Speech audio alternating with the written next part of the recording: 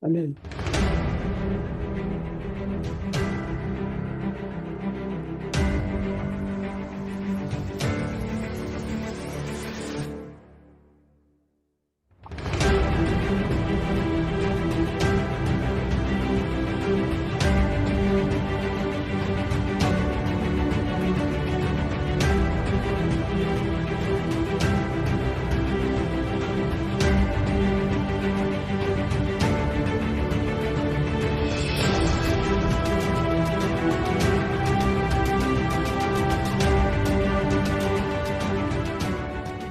Bonsoir, chers amis, et bienvenue à vous pour ce sera donc la suite de la présentation d'aujourd'hui concernant euh, le salut à travers le feu, qui sont les véritables fils du Très-Haut. Alors, vous vous souvenez, chers amis, que dans Genèse chapitre 15, que nous avons étudié il n'y a pas si longtemps, quand Dieu parle à Abraham, il lui demande de préparer les animaux pour l'alliance. À la 12e heure, c'est-à-dire vers la fin de la journée, disons 17h, 18h, ça dépend de l'endroit, le feu de Dieu passe au milieu des carcasses des animaux coupés en deux et disposés en vis-à-vis et les consume entièrement. Nous devons être sauvés comme au travers du feu. Le feu de la purification doit passer à travers nous ou en nous. Nous devons nous offrir comme un sacrifice vivant, agréable à Dieu, dit Paul dans Romains chapitre 12, afin que pour chacun d'entre nous, l'alliance soit scellée et signée.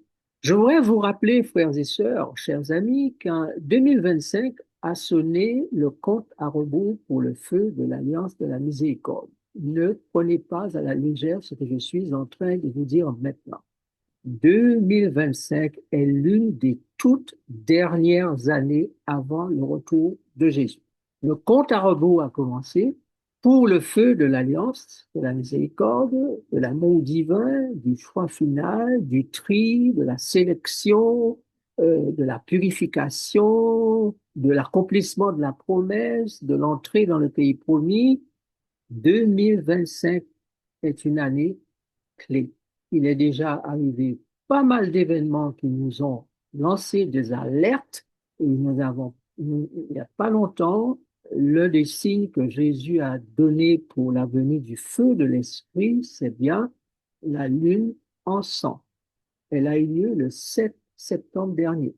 Pourquoi cette date ne serait-elle pas un événement signalant, un événement qui nous annonce quelque chose, un événement prophétique?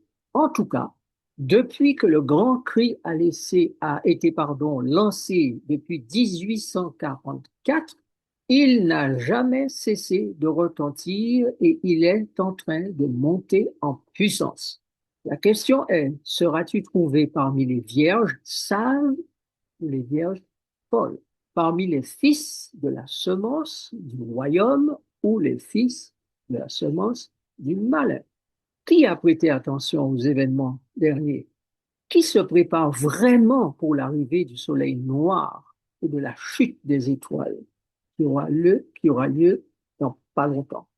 Amis auditeurs, nous n'avons jamais été aussi proches de l'apparition de l'Antéchrist et de celle du roi des rois et seigneur des seigneurs.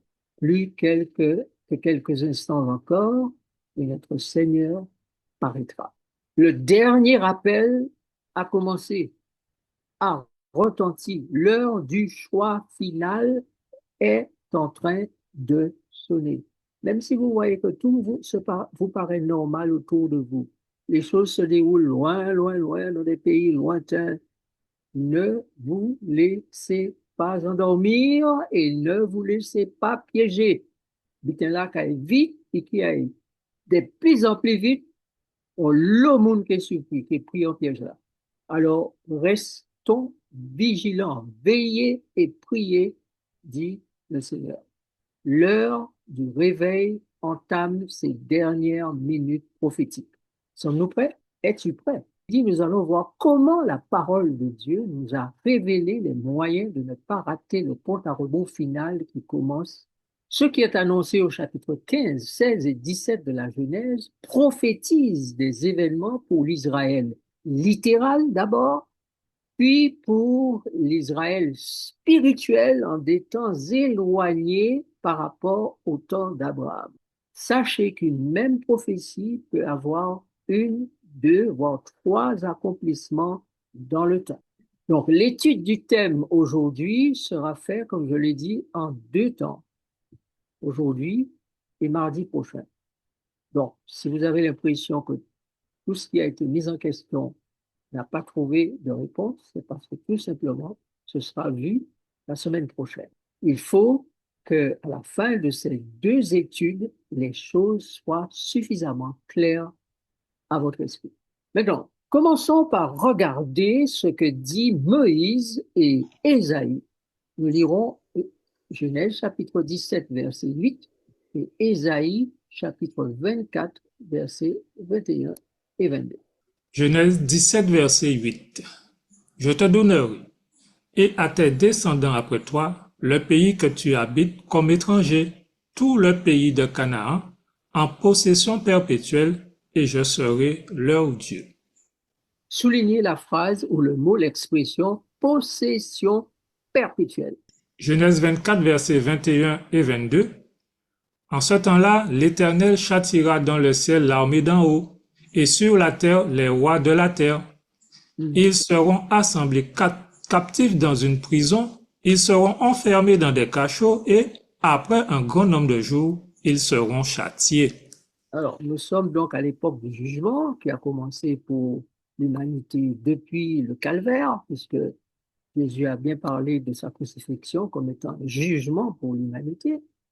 Et les jugements ont continué à se répandre sur la planète Terre. Et le texte dit qu'il était prévu par Dieu que tous ces jugements se fassent suivant un grand nombre de jours. Donc, vous voyez que depuis Ésaïe, le prophète Ésaïe, Dieu a commencé à symboliser, prophétiser les événements pour le futur, très éloignés. Or, ce texte d'Ésaïe nous parle de châtiment. En ce temps-là, l'Éternel châtira où? Dans le ciel, l'armée d'en haut. Vous avez remarqué que ce texte nous ramène depuis la guerre dans le ciel, où les armées sataniques ont été chassées. Et Lucifer s'est retrouvé sur la terre et a organisé plein de royaumes sur cette terre. Voilà pourquoi le texte dit, l'Éternel châtira dans le ciel l'armée d'en haut, c'est-à-dire les anges qui ont péché, et sur la terre les royaumes ou les rois de la terre. Et ils seront captifs dans une prison. Donc, tous ces êtres qui se retrouvent sur la terre, c'est-à-dire tout un tas d'esprits, ceux qui sont restés esprits invisibles et ceux qui sont devenus esprits visibles, c'est-à-dire les descendants d'Adam, puisque Adam a revêtu le souffle de vie, l'esprit de Dieu a été revêtu de poussière, de chair, n'est-ce pas? Et tous ces êtres-là seront dans une prison, la prison de la chair à cause du péché et la prison du séjour des morts à cause de la mort. Mais il va se dérouler bon nombre de jours avant que tout cela ne se termine par la recréation, la restauration des nouveaux cieux et une nouvelle terre. Mais notez que dans le verset précédent, qui est celui de Genèse chapitre 17, comment sont appelés les descendants d'Abraham? Le texte dit, je te donnerai et à tes descendants après toi le pays où tu habites comme étranger. Étranger. Donc Abraham sera comme un étranger dans le pays, puis les enfants d'Israël iront comme étrangers dans le pays d'Égypte, puis ils reviendront dans le pays de Canaan terrestre, mais ils seront toujours comme étrangers et voyageurs sur cette terre. Mais Dieu a une intention. Son intention est une possession perpétuelle.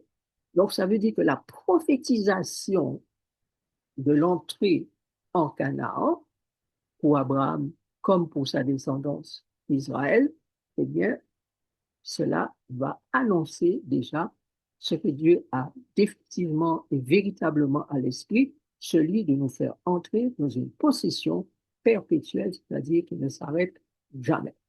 Alors, quel est le fil conducteur qui nous amène à comprendre comment Dieu va s'organiser avec les rachetés, les enfants, ses enfants sur cette terre, dans les nouveaux cieux et la nouvelle terre? Remarquez que selon Genèse chapitre 15, verset 13, les enfants d'Israël, les descendants d'Abraham sont appelés étrangers dans une terre étrangère. Les descendants d'Abraham sont appelés nations et rois. Serviteurs et vierges, c'est l'appellation que Jésus va leur donner à la fin des temps.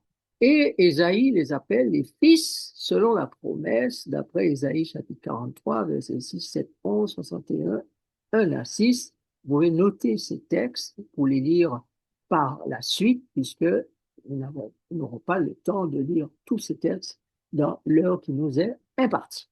Donc, chers amis, toutes ces déclarations nous font clairement savoir que nous venons d'ailleurs. Nous ne sommes pas d'ici. Je l'ai déjà dit et répété. Nous ne sommes pas d'ici. Nous sommes des anges, c'est-à-dire des esprits que Dieu a voulu mettre dans la chair pour l'épreuve qui doit durer 7000 ans afin que les esprits se décident, apprennent à connaître le caractère de Dieu, le caractère de Satan et choisissent un des deux chefs, un des deux maîtres, un des deux dieux, Dieu, le grand Dieu et le petit Dieu, puisque l'Écriture dit que les anges sont des dieux au-dessous de Dieu, peu inférieurs, dit le texte, à Dieu. Donc, chers amis, les déclarations montrent, je disais, que nous sommes passagers, voyageurs sur cette terre, étrangers à pas payer en nous. Nous venons d'ailleurs, nous passons comme étrangers et voyageurs par ici pour retourner chez nous.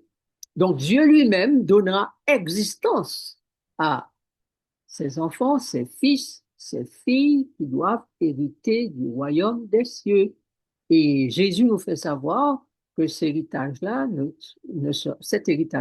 sera donné qu'après, bien après que le temps des nations ait été accompli. Que la révélation du caractère de Dieu se soit faite, que la révélation du caractère du diable se soit faite.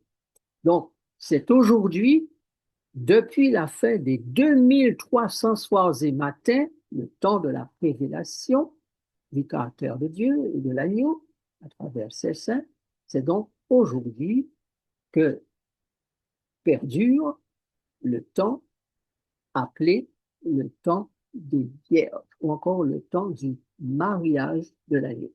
Donc, le fil conducteur biblique qui nous amène à la naissance et à la révélation des fils de Dieu à la fin des temps commence avec le ministère de Jésus. Après avoir à plusieurs reprises et de plusieurs manières parlé à nos pères par les prophètes, Dieu, dans ces derniers temps, nous a parlé par le Fils qu'il a établi héritier de toutes choses et par lequel il a aussi mis sur la terre des êtres vivants. Il a créé, et tout le monde sait que les cieux et la terre la terre sur laquelle nous sommes aujourd'hui ont été créés en vertu du plan rédempteur. Ça fait partie du plan salutaire ou de salut, de rédemption. Donc, il est bien donné à notre esprit et au vôtre de comprendre que Dieu manage, gère cette affaire depuis le ciel, depuis les temps immémoriaux. Dieu gère cette affaire et il a prévu chaque personnage dans le déroulement du plan, chaque événement dans le déroulement du plan.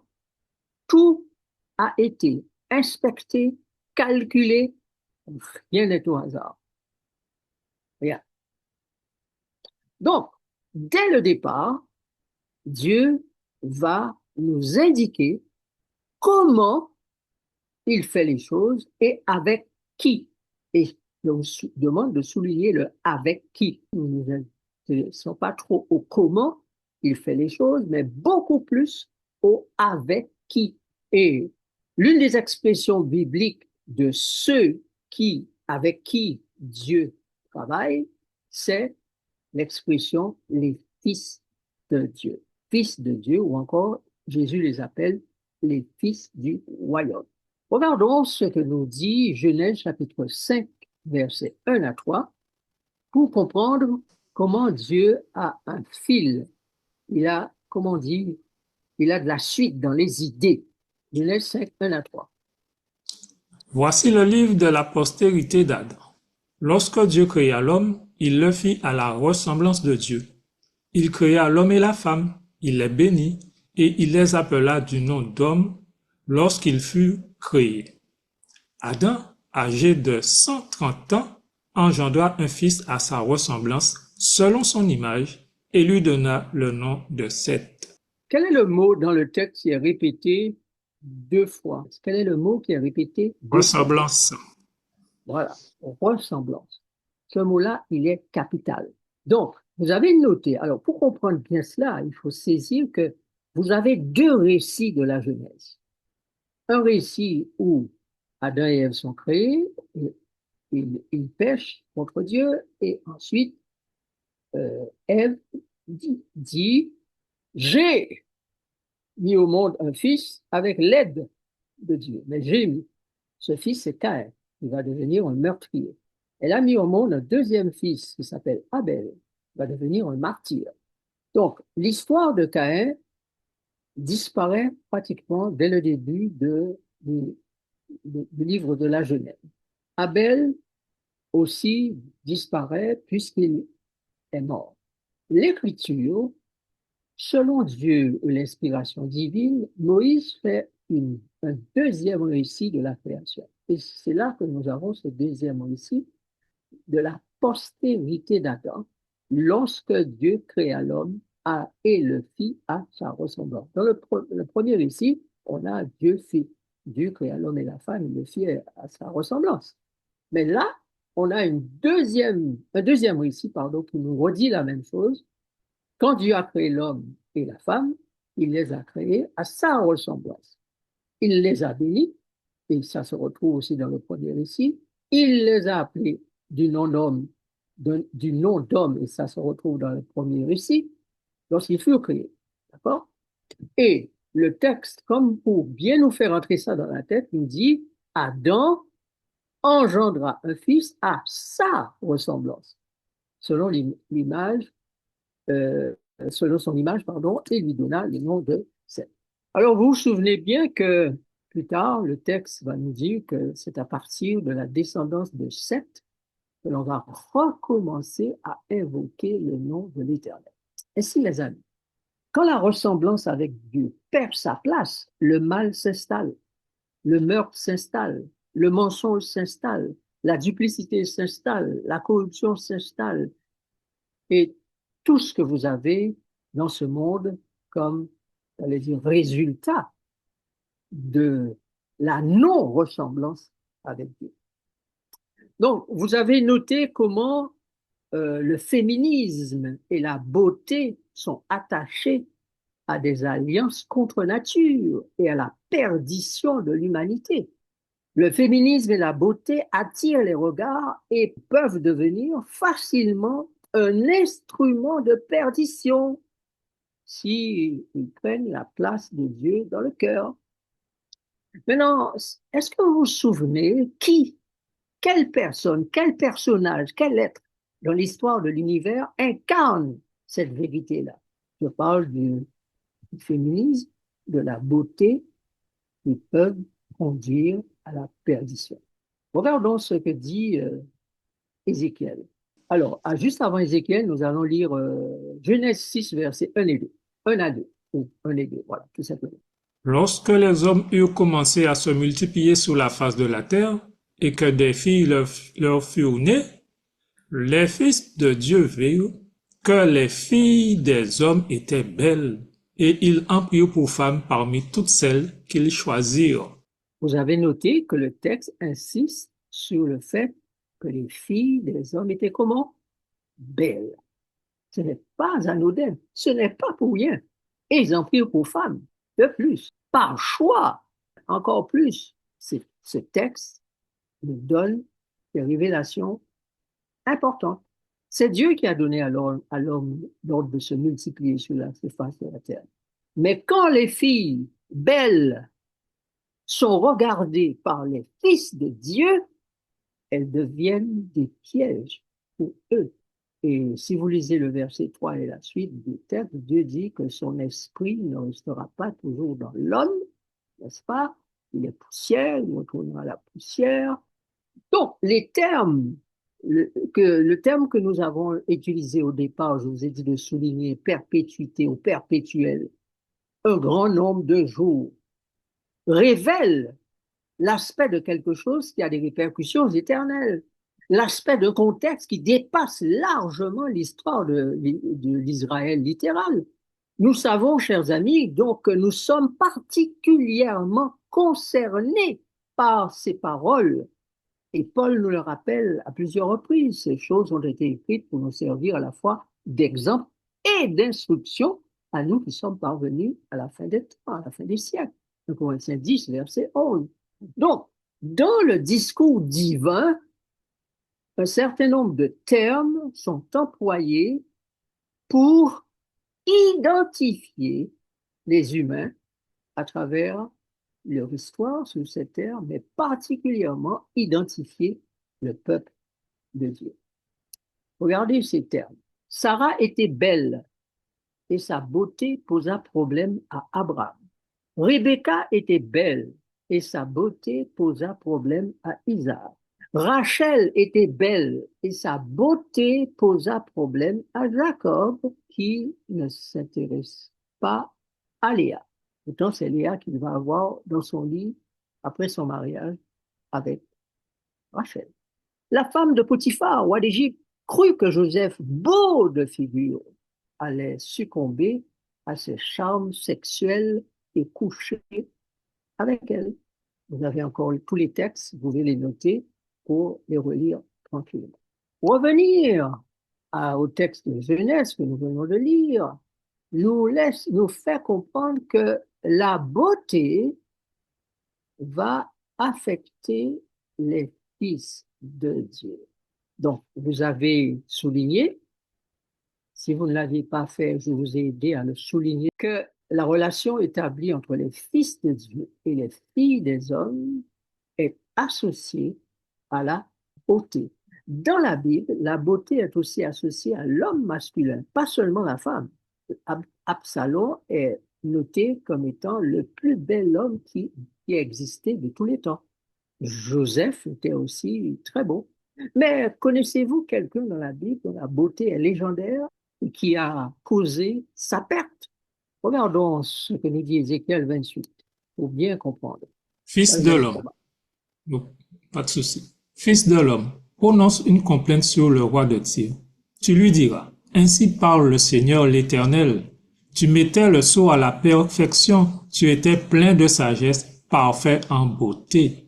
Tu étais un chérubin protecteur aux ailes déployées. Je t'avais placé et tu étais sur la sainte montagne de Dieu. Tu marchais au milieu des pierres étincelantes. Ton cœur s'est élevé à cause de ta beauté. Tu as corrompu ta sagesse par ton éclat. Je te jette par terre, je te livre en spectacle au roi. Lucifer était un fils de Dieu. Il s'est corrompu, mais certes, il était au début un fils de Dieu. Donc un ange. Donc notez que l'expression fils de Dieu se rapporte aux anges d'abord, pas aux êtres humains, aux anges. Ce sont les anges qui sont des fils de Dieu, directs, des fils directs de Dieu. Les hommes sont des esprits comme les anges, enveloppés dans la chair, mais les anges sont supérieurs. Donc, c'est eux d'abord, les hommes. Donc, cet être créé de peu inférieur à Dieu va être séduit par quoi? Par la matière et la beauté physique. Chérubin protecteur, aux ailes déployées, marchant au milieu des pierres étincelantes, c'est la matière. Chérubin protecteur mettait le sceau à la perfection, c'est-à-dire à la sagesse et la beauté.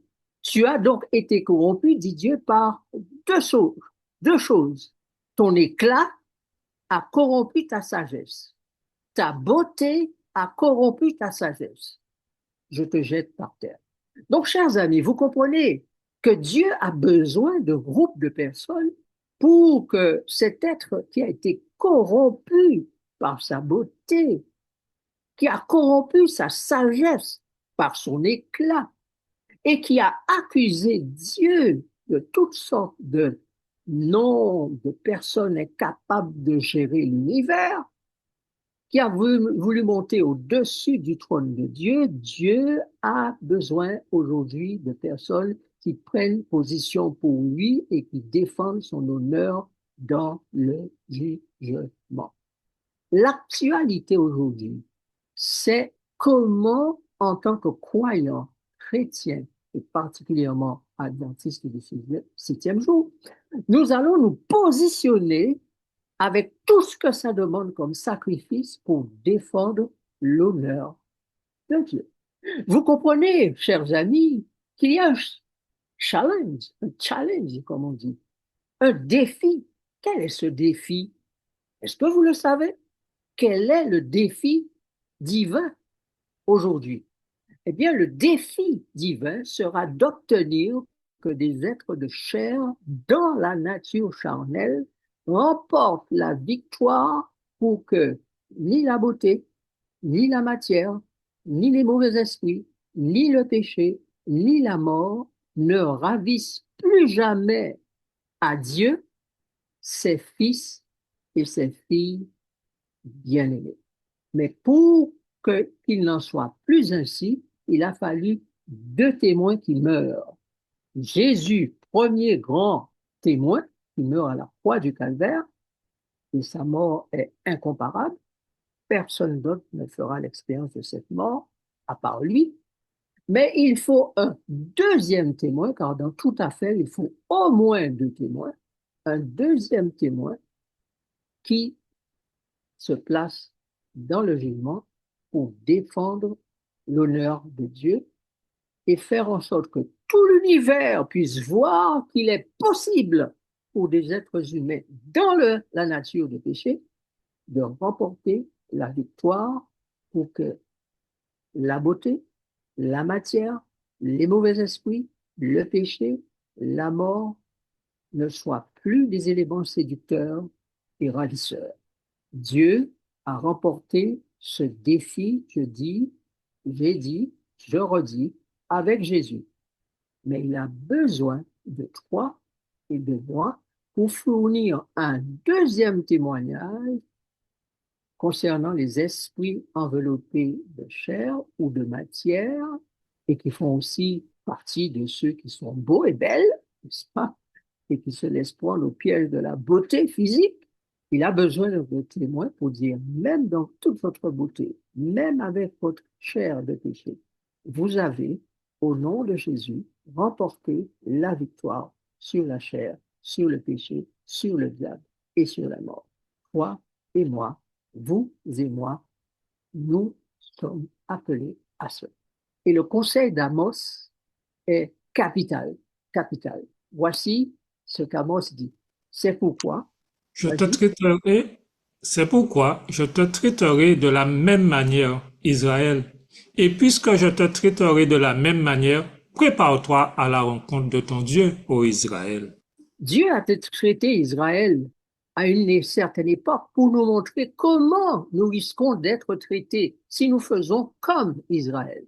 Et pour éviter d'avoir le traitement qu'Israël a eu, Dieu dit, prépare-toi à la rencontre de ton Dieu. En résumé, chers amis, que comprenons-nous que les fils et filles de Dieu dans ce dernier temps doivent faire? De quoi doivent-ils s'inquiéter majoritairement, urgemment? Numéro 1, selon Genèse 5, verset 1er, de leur ressemblance avec Dieu.